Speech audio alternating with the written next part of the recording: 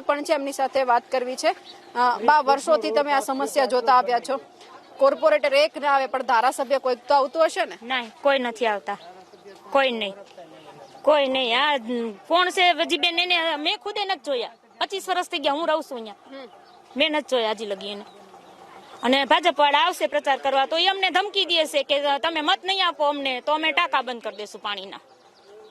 અને ગટરની સમસ્યા છે તો ગટરના અમે ફરિયાદ કરીને થાકી ગયા. કેટલા ફોન કર્યા છે, ઓલા સાહેબ ને કઈ તેમ કે ઓલા ને કયો, ઓલા સાહેબ ને કઈ કે ઓલા ને કયો, કોઈ જવાબ જ ન દે.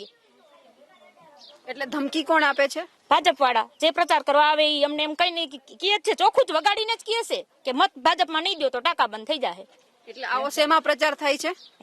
ચૂંટણી ટાણે પ્રચાર કરવા આવતા હશે નહીં, એટલે કોઈ એવું વાહન લઈને આવે છે એમાં વગાડે છે? હા, એ પછી માણસો આપણે કેમ બધા ભેગા થયા છે એવી રીતે તમારા જવાબ આવીને ઉભા રહી એમ કે મત દેજો ભાજપ ને નકર ટાંકો બંધ કરાવી દઈશ.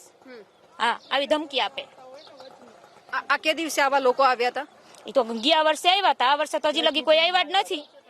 એટલે 5 વર્ષ પહેલાની ચૂંટણી હતી ત્યારે હતા કે હમણાં લોકસભા વિધાનસભાની હતી ત્યારે? 5 વર્ષ પહેલા હતી ત્યારે. એટલે કોર્પોરેશનની ચૂંટણી હતી ત્યારે જ આવ્યા હતા? ત્યારે આવ્યા હતા.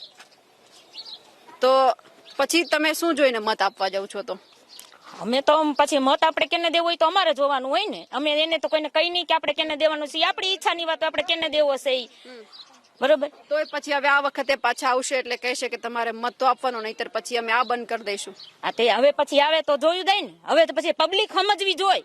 અમારા બે માણાનું તો એક જ કહેવાનું થાય છે કે ભાજપ વાળા આવે એટલે ઉભું રહી જવાનું. અમારે લતામ તારું કઈ કામ જ નથી. અમારે ભાજપને કઈ લેવા દેવા જ નથી. અમારે મત જેને દેવો છે દેશું, બાકી અત્યારે તમે નીકળો, આટલું જ કહેવાનું થાય છે ખાલી.